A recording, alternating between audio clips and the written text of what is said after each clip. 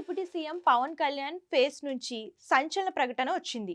కూటమి పాలనకు ఏడాది పూర్తయింది. కానీ ఇప్పటి వరకు సినీ ఇండస్ట్రీ నుంచి ఎవరైనా సీఎం చంద్రబాబును మర్యాదపూర్వకంగా కలిశారా అని అందులో ప్రశ్నించారు. ఇండస్ట్రీ అభివృద్ధికి పవన్ కళ్యాణ్ ప్రయత్నిస్తుంటే ఆయన సినిమాకే అడ్డంకులా అని మండిపడ్డారు. ఇండస్ట్రీలో కొందరి రిటర్న్ గిఫ్ట్ కి థ్యాంక్స్ అంటూ తీవ్ర ఆగ్రహం వ్యక్తం చేశారు. ఇక నుంచి సినిమా వాళ్లతో ప్రభుత్వం వ్యక్తిగత చర్చలు ఉండబోవని సంచలన ప్రకటన చేశారు. అంతేకాదు సినిమా సంఘాల ప్రతినిధులే చర్చలకు రావాల్సి ఉంటుందని కండిషన్ పెట్టారు. తెలుగు చిత్ర పరిశ్రమ అభివృద్ధికి ప్రభుత్వం చాలా కృషి చేసింది.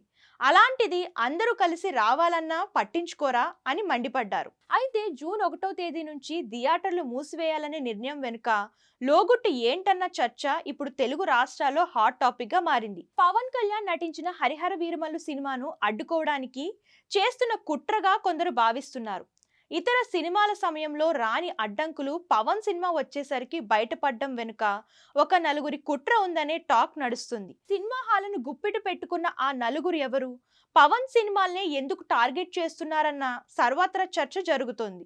కాగా ఇప్పటికే థియేటర్లు మూసివేత అంశంపై ఏపీ సినిమాటోగ్రఫీ మంత్రి కందుల దుర్గేష్ విచారణకు ఆదేశించిన సంగతి తెలిసిందే.